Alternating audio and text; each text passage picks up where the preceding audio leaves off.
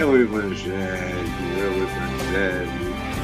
Quero viver e quero morrer pregando esse Evangelho, do qual eu não me envergonho, porque eu sei que é poder de Deus para a salvação de todo mundo. Alô, alô, olha só, hoje eu quero falar com você sobre coisas que parecem paradoxais na experiência existencial, na experiência de alma, de coração, de expressão psíquica e também pneumática, ou seja, da alma e espírito, que precisam existir em pacificação. E quando você consegue fazer isso também com o seu corpo, você encontra o caminho e a vereda da saúde, mas minimamente alma e corpo, alma e espírito precisam estar alinhados, ainda que o meu corpo esteja perecendo. Como Paulo disse, eu repito, o meu também. Eu estou mais velho do que Paulo estava quando foi decapitado. Então, o que eu digo é isso.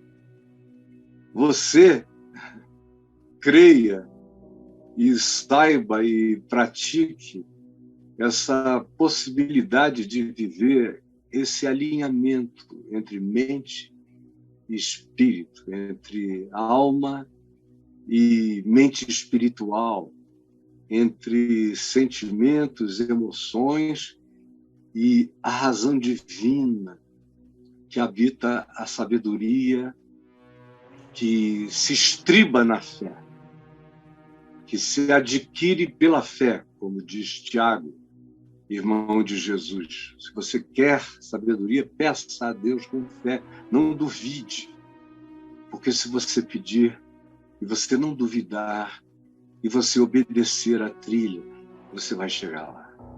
Então vamos ler hoje aqui uma dessas coisas paradoxais. A maioria das pessoas não entende como é que Paulo diz: todas as coisas são lícitas, mas nem todas convêm. Todas são lícitas, mas nem todas edificam.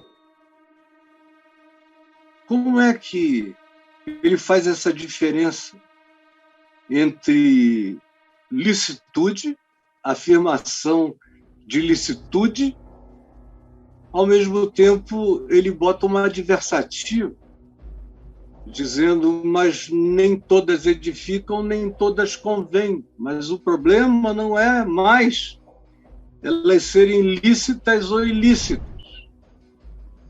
No entanto, mesmo dizendo assim, a maioria de nós não consegue viver a pacificação de consciência para escolher melhor, para buscar o que faz bem, para decidir em favor daquilo que nos constrói, que nos melhora, que nos torna mais saudáveis, que nos faz mais fortes, que traz musculatura para a nossa fé e força para a nossa esperança e resiliência para a nossa forma e toda a expressão de amor segundo Deus, segundo Cristo Jesus.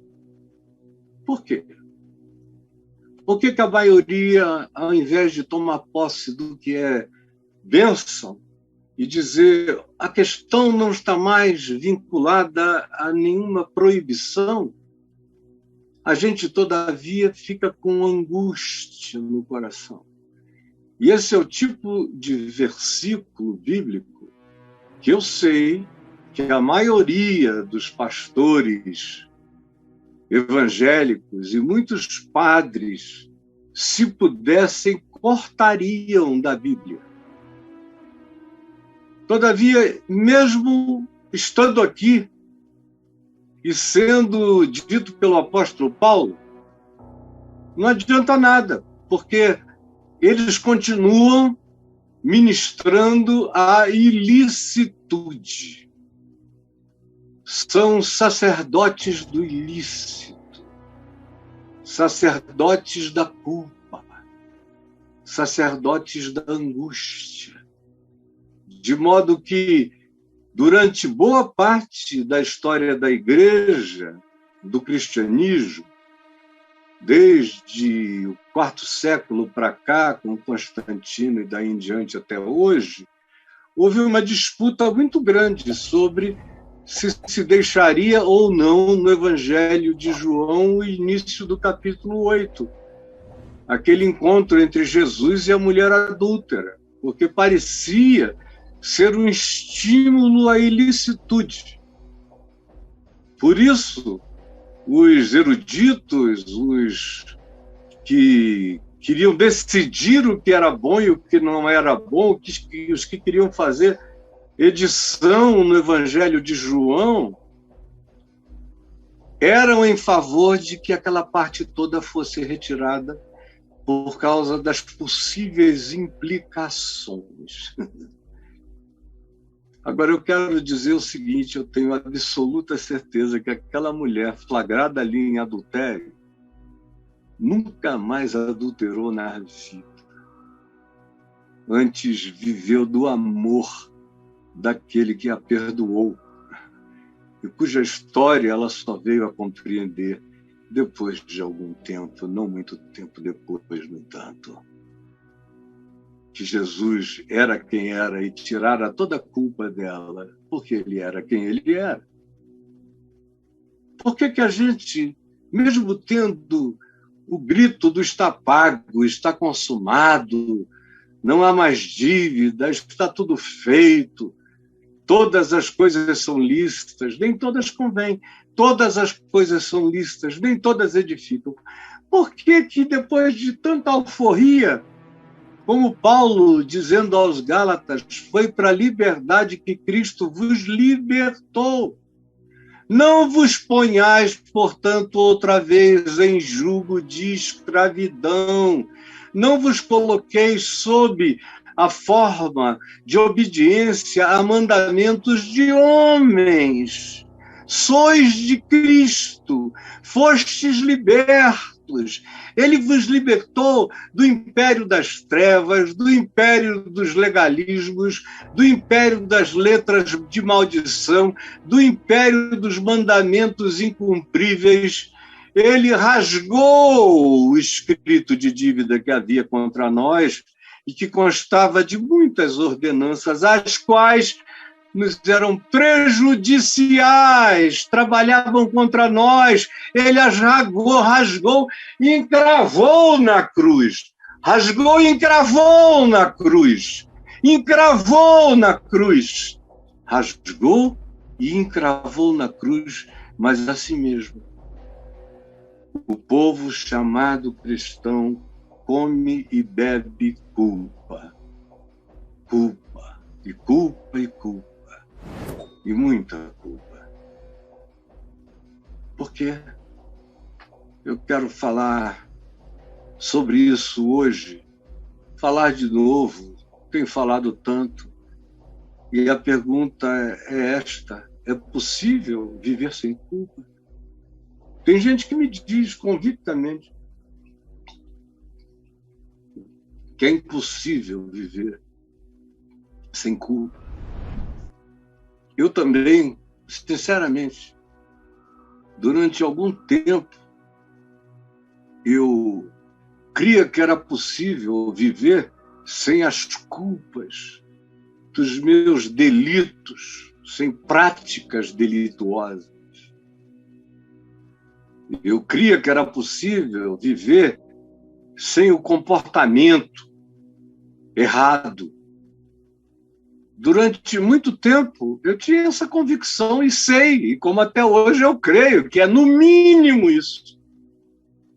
No mínimo, mas isso ainda é coisa da justiça dos escribas e dos fariseus. O Evangelho vai muito mais fundo e vai muito mais além de comportamentos, de morais, de adequamentos. O Evangelho está para além do que o homem alcança com as suas melhores justiças, que são descritas por Deus como não passando de trapos de imundícia. Porque as vossas justiças não passam de trapos de imundícia, diz o Senhor. Como é então possível viver sem culpa, se eu não consigo viver em obediência absoluta? Se eu sei que eu peco por ação, por omissão, por comissão, por pensamento, por obras e por ações. E por sentimentos. E por emoções. Eu tenho potencial de viver de maneira incurável. Uma culpa latente. Porque não basta eu suprimir o que é visível e patente. O que é visível e patente é a ponta do iceberg. A grande realidade habita o abismo do ser, onde todos, absolutamente todos, pecaram e pecam. E todos, absolutamente todos, carecem da glória, da graça, da misericórdia de Deus. É possível viver sem culpa? O que Paulo está dizendo aqui é uma bravata. Ele viveu isso. Além de Jesus, quem viveu isso? Paulo, de fato, conhecia o que ele está afirmando. Que ousadia! De onde ele tirou isso? Foi um saque da cruz. Todas as coisas são lícitas, nem todas convêm. Todas as coisas são lícitas, nem todas edificam. É um saque da cruz. É arrancado do tesouro da graça de Deus na cruz de Cristo Jesus, onde tudo está pago. Tudo está consumado. É possível viver sem culpa? Primeiro, eu quero que você anote isso. Em primeiro lugar, escreva, anote, digite. De onde vem a culpa? E a resposta, a primeira resposta, está em Gênesis, no capítulo 1, verso 29. Depois no capítulo 3, versos de 2 a 6. São as narrativas vinculadas à chegada do ser homem no planeta, ser humano. E do mandamento original de Deus para eles, que começa com liberdade para tudo. Olha, de tudo o que vocês virem, de toda erva, de toda árvore, de tudo que dá fruto bom, saudável, de tudo o que traz vida, vocês podem comer à vontade. A gastronomia é livre em todos os níveis. Para vocês e para todos os animais que vão se servir. A maioria deles vai viver como herbívoros. E muitos deles são nomeados como o boi, como esse tipo de animal que acabou entrando na domesticação da civilização humana, mas essa é outra história. E aí se diz, fiquem livres, só tem uma árvore, só tem uma que vocês não devem comer, é essa que está aqui no centro do jardim, que é a árvore do conhecimento do bem e do mal. Em volta é a terra toda cheia de frutos que eram conhecidos e sabidos instintivamente, intuitivamente, assim como a comunicação dos humanos com todos os seres viventes, animais ou vegetais, era profunda, era uma intuição para além de toda razão, era um saber intrínseco. E era um uso pleno de todas as sensorialidades, hoje por nós mantidas, e as extrasensorialidades por nós perdidas. Afinal, a gente usa só 8 a 10% do cérebro. E o que antes diziam que ela era lixo neural, agora se está descobrindo que carrega uma profundidade de significados que ainda estão longe de serem conhecidos. Mas de onde vem a culpa? A culpa vem dessa região mais abissal da gente. É aquela culpa adâmica, chamada assim pela teologia ou pela igreja. Não. É a culpa do primeiro ser humano, seja qual seja, e tenha sido ele quem tenha sido o primeiro ser com consciência humana. E aqui, para mim, para você, o nome dele é Adão. Adão é esse ser tirado da terra, esse ente primitivo, esse organismo que cresceu, que foi formatado pela mão de Deus até se levantar, se erguer com consciência de si e começando a se responder, e que tinha muito mais intuição e instinto do que as cerebrações desenvolvidas. E aí sua mulher, sua companheira, e esse mandamento, que continua latente, faz parte do nosso DNA, habita os nossos genes. Essa culpa, um dia, ainda vai ser identificada pela neurociência, que vai mergulhar não na culpa em si, mas no ambiente neural, embora já se saiba que parte do cérebro, em sendo mutilada, o indivíduo perde o senso de culpa. Mas isso ainda é no hardware. Eu estou falando no software, na mente, na alma, no espírito, no profundo, para além do cérebro. Nesse lugar mais íntimo que caracteriza o meu eu, que é absolutamente abstrato, indefinível, por isso ele não existe.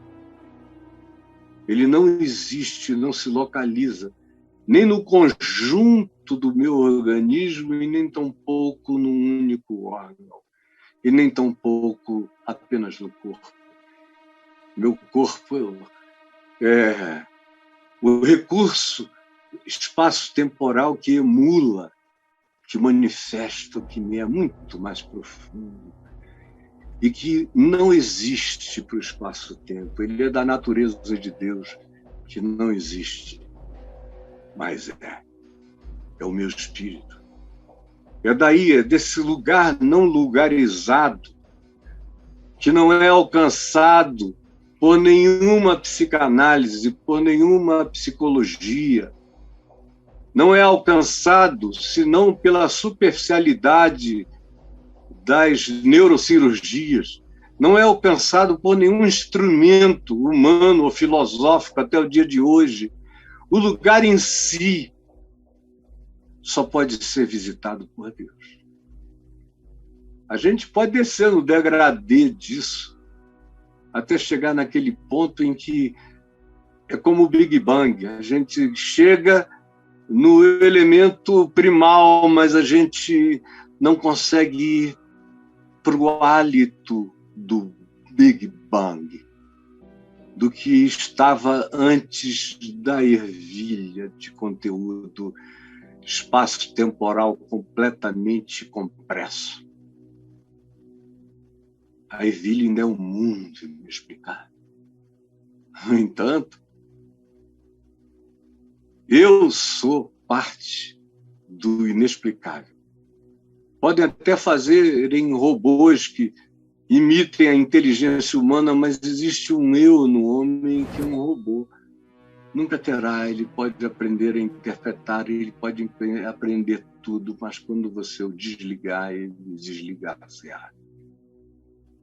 E o poder da transcendência habita aquilo que não está disponível a nenhuma captura humana.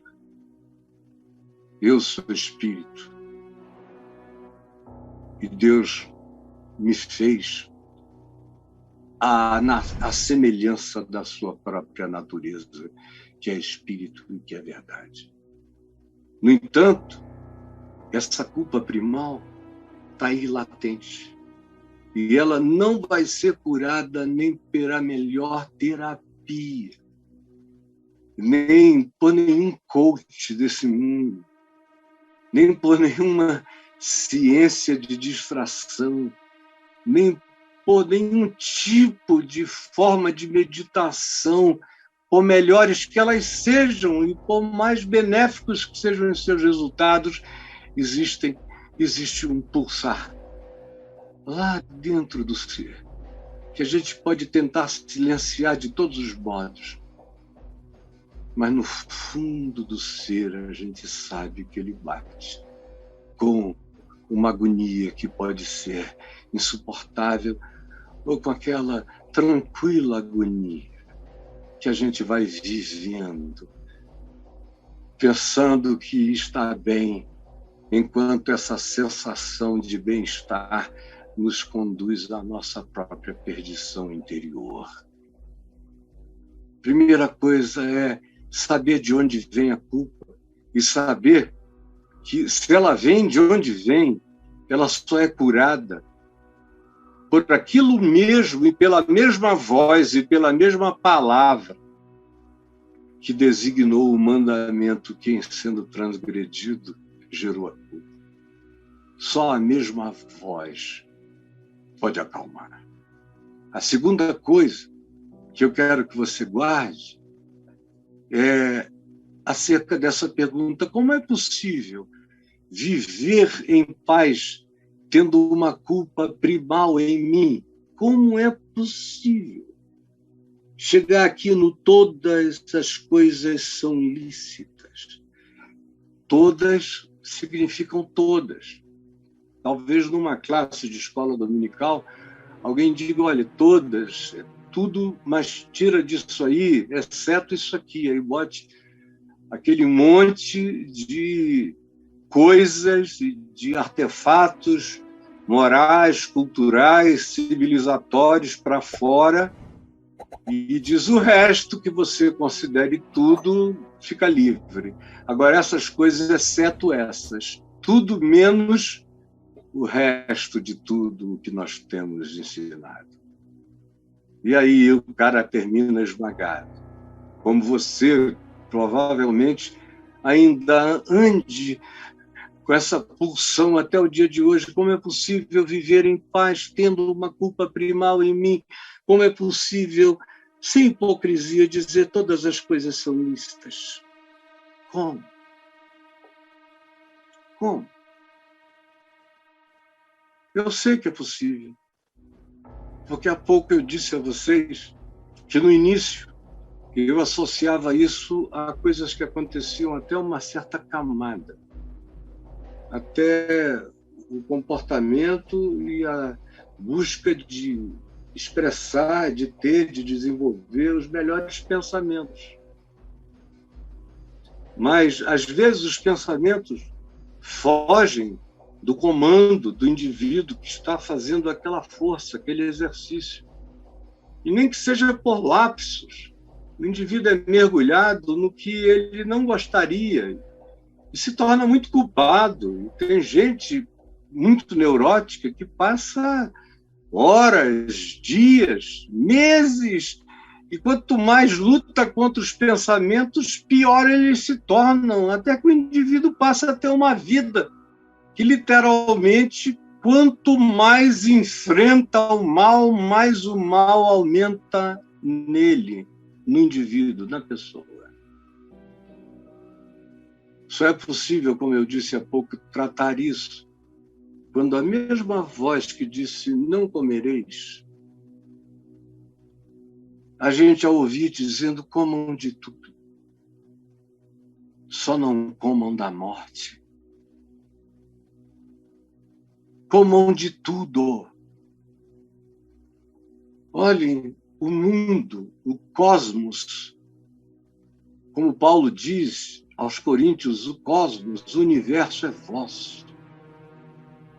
Nós que dizemos que cremos que o universo faz sentido, que ele foi criado, e se foi criado, ele carrega racionalidade, fenômeno intrincado, porém não inextrincável. O universo é que deveria ser estudado, não Deus. Deus já está explicado em Jesus. Eu sei Deus em Cristo Jesus. Mas Jesus disse, olha, aprendam. Vocês são duplamente cegos. Porque vocês até sabem a hora do sol, se vem chuva ou se vem calor, se está chegando o verão. Esses conhecimentos mínimos vocês têm, mas vocês não sabem discernir os sinais dos tempos. A gravidez da história, vocês não sabem discernir. E, mais do que isso, vocês que dizem que creem, que tudo tem sentido, não deviam ter medo, deviam abrir, mergulhar, deviam se sentir com direito de primogenitura científica em todas as áreas do saber. Os cristãos, ou todo aquele que com sinceridade diz que crer que o universo foi criado, deveriam exercer o seu direito de primogenitura no entendimento, na compreensão, no discernimento científico de todas as coisas que foram criadas. Ao invés de habitarmos o vagão da ignorância, voltando para o obscurantismo da Terra plana e de todas essas loucuras de anticientificismo que mergulha milhões de cristãos no negacionismo que os coloca no lugar dos mais idiotas do planeta Terra. Esse povo que busca a ignorância porque tem medo do conhecimento. Esses mesmos acham que deixar de ter culpa é deixar de ter fé. Eles foram ensinados que aonde há grande fé existe uma angústia culposa. É como se a culpa fosse o motor da espiritualidade da maioria dos cristãos. E para não falar só de cristãos, de quase todos da religião do Deus pessoal. É uma culpa enorme, mas até mesmo nas religiões onde Deus não é uma pessoa, o universo existe de si mesmo, existem preces, orações, confissões, angústias e culpas, sem que se possa explicar pela teologia dessas confissões e filosofias. Porque essa culpa não precisa de explicação. Ela está aqui dentro. Ela soluça incessantemente, ou então ela apenas pulsa. Às vezes ela galopa, às vezes ela fibrila, depende do nosso estado, ela piora, mas a gente nunca vive sem ela, porque a gente nunca aceita que tudo é lícito. Eu só não devo comer o que mata. O resto, a vida é lícita, o cosmos é lícito, a ciência é lícita. O prazer leal, amigo, fiel é lícito. O bom gosto, a apreciação, os sabores, tudo é lícito. Todas as frutas, todos os pratos, todas as comidas, todos os sabores, todas as coisas são santificadas pela ação de graças. Não há mais nada que não me seja lícito. A época do ilícito passou com João Batista. Por isso a mensagem dele era a mensagem do ilícito. E foi pelo ilícito que ele perdeu a cabeça, acusando o Herodes de viver o que não era lícito, tendo relação sexual com a sua cunhada, irmão de Herodes, Filipe, que habitava o norte.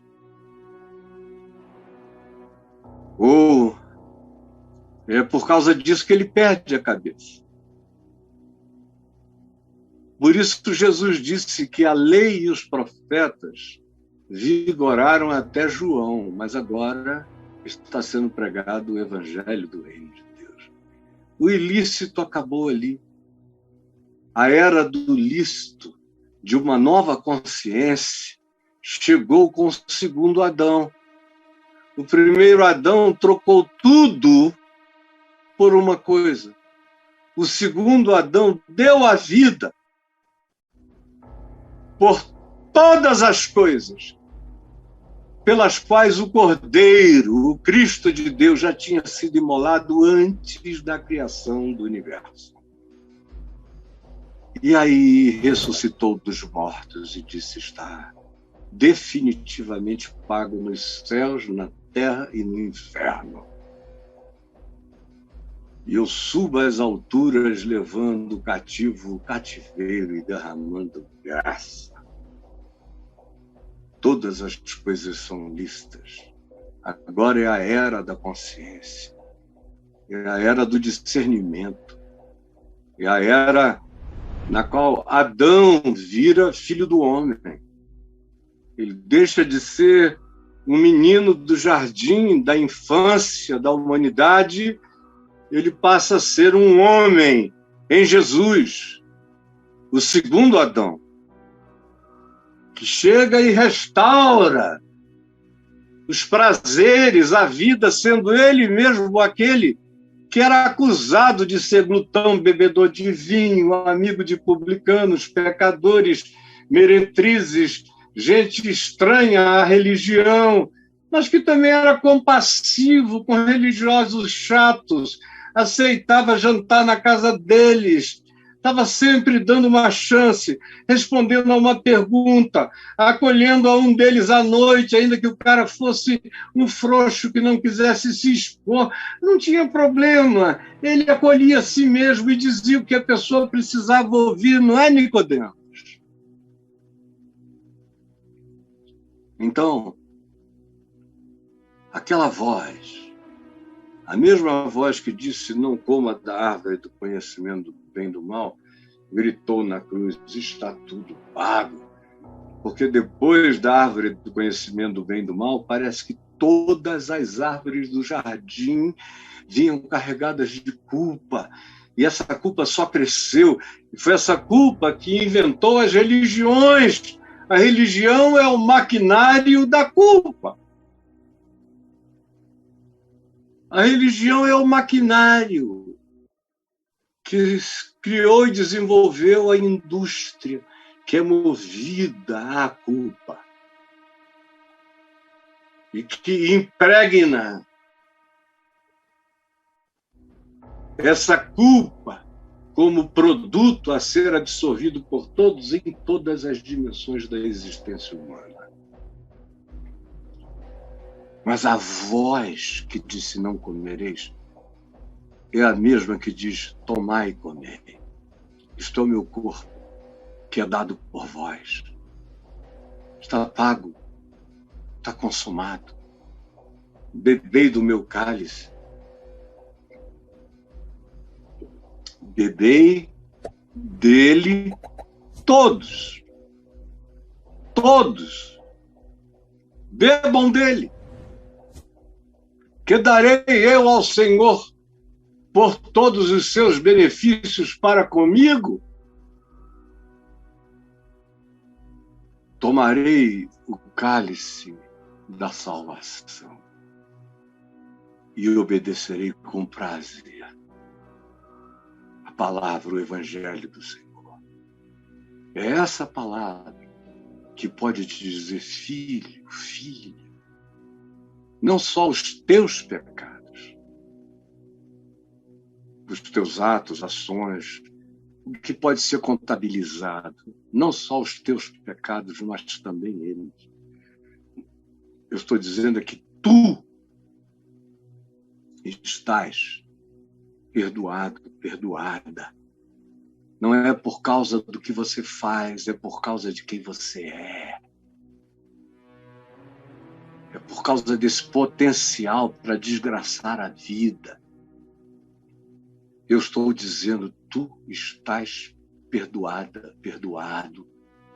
Acabou. A voz que instituiu é a voz que rasgou o escrito de dívida e que disse, comei de todas as árvores, tudo é vosso. E voz de Cristo, e Cristo de Deus. Terceira coisa, guarde na mente, no coração, para sempre. O caminho da pacificação tem a ver comigo e com o meu próximo. Não adianta eu buscar o caminho da paz com Deus rompendo ou em estado e atitude de ruptura com os meus irmãos. Quando eu começo a, de fato, andar na direção de mim mesmo, quando eu me enxergo e me olho sabendo que eu já estou perdoado, que esse foi um ato unilateral de Deus em Cristo, porque Deus estava em Cristo reconciliando consigo mesmo o mundo, porque Deus amou o mundo, porque Ele amou primeiro, porque tudo provém de Deus, porque as ações, o mérito não é humano, é o mistério de Deus em nosso favor, de graça. O caminho da pacificação tem a ver comigo, quando eu consigo olhar para dentro e saber que eu estou perdoado, quando a voz que tira o pecado do mundo, quando a palavra que tira o pecado do mundo, quando o Cordeiro que tira o pecado do mundo diz, Caio, está tudo consumado. Eu rasguei todo o escrito de dívida que houve contra ti, e qualquer um que queira ainda ver, já está rasgado, porque eu sou o Cordeiro que tirou, que tira e tirará. Está consumado. E essa paz de saber que eu sou santo aos olhos de Deus, por causa do que Cristo já fez. Eu sou santo, eu sou ungido, eu sou filho, eu estou assentado nas regiões celestiais em Cristo. Eu estou andando aqui neste planeta, mas eu já não sou daqui. Eu estou ativo no meu comissionamento humano no planeta, mas eu estou ativo na alegria de saber que eu já sou transdimensional. Já passei da morte para uma outra dimensão em Cristo Jesus. O caminho da pacificação tem a ver comigo andando na direção do meu próximo. Respondendo, eu sei que eu sou o tutor do meu irmão. Foi a pergunta de Caim. Caim é que vai andar a vida inteira sem paz. Ele é que perguntou a Deus, qual é?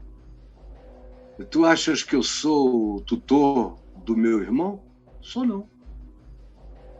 Mas aqueles que sabem que são tutores dos seus irmãos, andam na direção do próximo, experimentam uma existência cheia de pacificação, por causa do que Cristo já fez e por causa do fruto de Cristo, que eu só colho como alegria na vida do irmão, da irmã, do ser humano e da humanidade a quem eu amo. Quanto mais eu amar, mais fruto terei. Quanto mais eu me der, mais nada me faltará. É esse paradoxo maravilhoso que me leva a um quarto momento aqui com você, que eu quero que você também anote e pense, reflita e medite, que é o seguinte: não usemos nossa liberdade contra nós mesmos, nem contra o nosso próximo. É por isso que o verso 23 nos diz: todas as coisas são lícitas, nem todas convêm, todas as coisas são lícitas, nem todas edificam. Aí dá referência. A referência mais concreta que eu tenho é o meu próximo. É o meu próximo que renova o Evangelho aos meus olhos. Guarde isso no seu coração. É o meu próximo que renova o Evangelho aos meus olhos. O meu próximo renova o Evangelho aos meus olhos, porque sendo cada um ser humano, meu próximo, meus próximos, diferentes uns dos outros e de mim, o encontro com cada ser humano demanda de mim um olhar novo do Evangelho. O encontro com cada ser humano demanda de mim um olhar novo do Evangelho. Porque é o encontro com a diversidade humana o que faz o Evangelho se expandir, crescer, porque o Evangelho só cresce quando é vivido, praticado, aplicado pela fé na experiência contínua de um amor que não é blá, blá, blá, mas é feito de pensamentos melhores, os melhores, de atitudes boas e curadoras, onde o próximo é a palavra de Deus clamando resposta mais vívida que eu e você poderemos ter diante dos nossos olhos aqui debaixo do céu. A mensagem de Jesus o tempo todo foi essa: quer me receber? Receba o pequenino. Quer passar? Acolha. Quer entrar? Me veja naqueles que você eventualmente não deixaria entrar nos melhores lugares. É no faminto, é no sedento, é no cansado, é no desesperado, é no aflito, é no empobrecido, é no espoliado, é no refugiado, é no estrangeiro, é no deserdado, é aonde não existe conforto, nem físico, e nem mental, e nem espiritual, o lugar aonde você com certeza vai me encontrar. É o que Jesus diz em tantos lugares e também em Mateus, no capítulo 25. É aí que você vai me achar.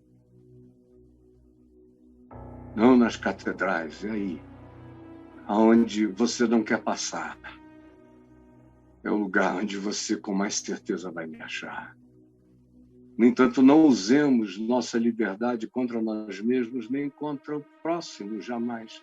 Porque ele é referência de como eu devo viver. Você fica perguntando, como é que todas as coisas são lícitas, nem todas convêm, nem todas edificam? Como é que eu vou saber? Qual é o termômetro? Deixa eu te dizer uma coisa, o termômetro não é Deus. Deus não se escandaliza com nada, você entendeu? Quando Deus criou o mundo, todos os demônios já existiam. Não deixar de ser bobinhos. Deus não se escandaliza com nada. O homem é um verme. Você já imaginou o Deus eterno escandalizado com as obras de um verme? Mas o homem cria escândalos? Sim, o homem cria escândalo quando faz o pequenino, quando faz o ignorante, quando faz o sincero, quando faz o que busca. Tropeçar pela maldade dele, pela mentira dele, pela hipocrisia dele, pela falsidade dele, pela usurpação dele, pela manipulação dele. O escândalo não é para Deus, o escândalo é sempre na horizontal, é para o meu próximo. Conquanto haja seres humanos que façam coisas que até anjo duvide. Pelo amor de Deus, às vezes me dá a sensação de que o diabo está se aperfeiçoando na maldade assistindo nós aqui. E nós chamados da fé, nós chamados de Deus em Cristo, nós. Como é que a gente chega aí?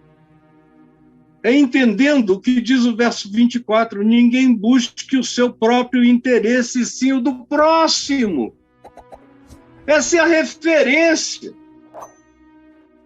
O interesse de Deus está na carência do meu próximo.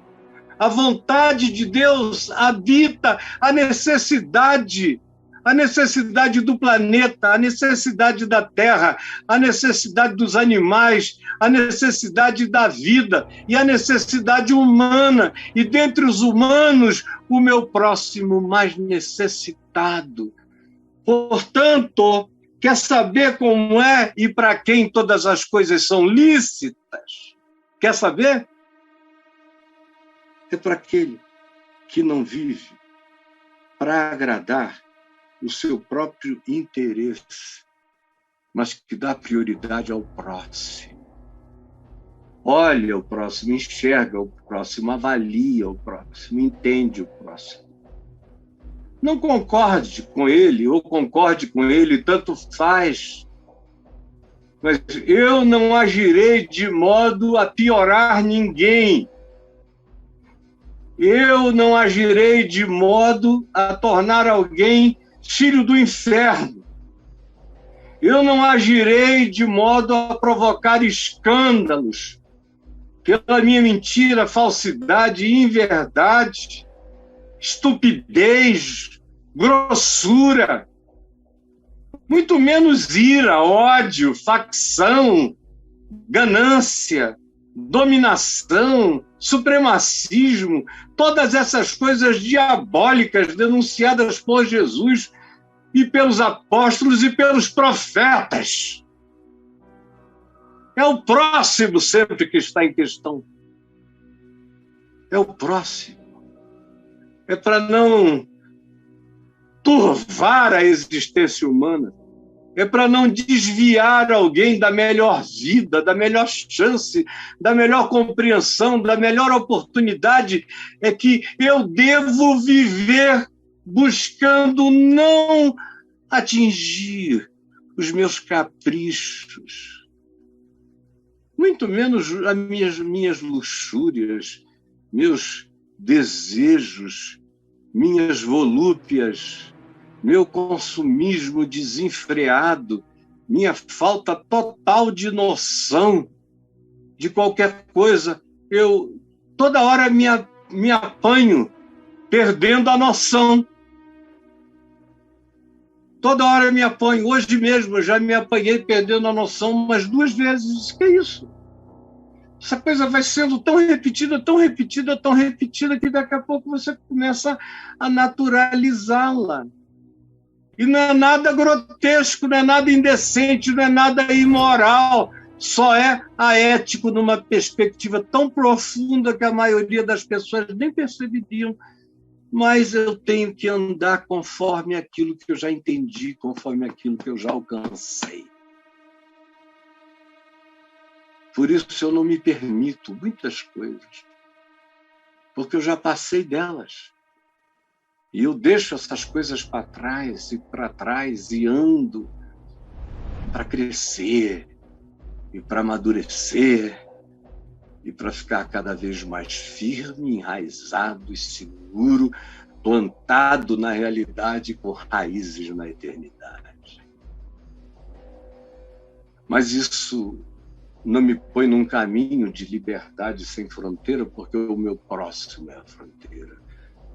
E aí, quanto mais diversidade humana, quanto menos numa bolha eu viver, mas quanto mais eu tiver olhos e ouvidos e percepção para discernir o meu próximo nos muitos e diferentes estados de existência e me condoer, eu sou salvo pela dor solidária que o meu próximo me produz e pela vontade compassiva que a necessidade humana provoca em mim. É isso que me faz crescer, é isso que me amadurece, é nisso que eu e você desenvolvemos a nossa salvação com temor e tremor. E aí vem uma última coisa que eu quero que você guarde no coração, sabe o que é? A gratidão santifica a vida. Como diz o verso 31, do verso 31 em diante. Portanto, quer comais... Eu deixei vários versos aqui, eu saltei, porque eles podem ser resumidos no que eu estou dizendo aqui. Portanto, quer comais, quer bebais, ou façais qualquer outra coisa, ou outra coisa qualquer, fazei tudo para a glória de Deus. Eu posso fazer tudo que eu possa fazer para a glória de Deus. E a glória de Deus não é ficar dando a Deus para a nuvem. A glória de Deus é estender a mão para a vida. Na vida, prioritariamente, para o meu próximo que mais necessita, mas estender a mão para todos. Tratar a sua mulher da maneira mais gostosa, mais carinhosa, que faça a sua mulher sonhar com você. Mesmo que vocês já estejam velhos, que ela seja abençoada, sonhando na velhice, sempre fazendo amor com você nos lugares primitivos do jardim da vida. Como diz o livro de Cantares, toma-me e leva-me, deita-me na tua cama de folhas de outono, leva-me para dentro do teu jardim regado. Eu quero beber de todas as tuas fontes. Que poesia para falar desse escorrer do mel, da alegria e do prazer, do homem para a mulher, da mulher para o homem, um para o outro. Eu sou do meu amado e o meu amado é meu. Eu sou da minha amada e a minha amada é minha. Isso a gente só alcança vivendo com amor grato, com gratidão. Gratidão. A gratidão produz gentileza. Eu nunca vi gente não grata ser gentil. Eu conheço muita gente não grata que é educada, polite, sabe a etiqueta, conhecem os bons modos, mas são uns mal-humorados, de humor tosco, de existência rascante, de periculosidade de uma farpa numa aparente madeira limpa e aplainada. Você pensa que é uma coisa, mas tem outra ali. Ai. Porque não há aquela gratidão primal, porque onde a culpa primal é retirada pela palavra primal e eterna, que diz: tu estás perdoada, tu estás perdoado. O que brota daí, o fruto que nasce daí é gratidão.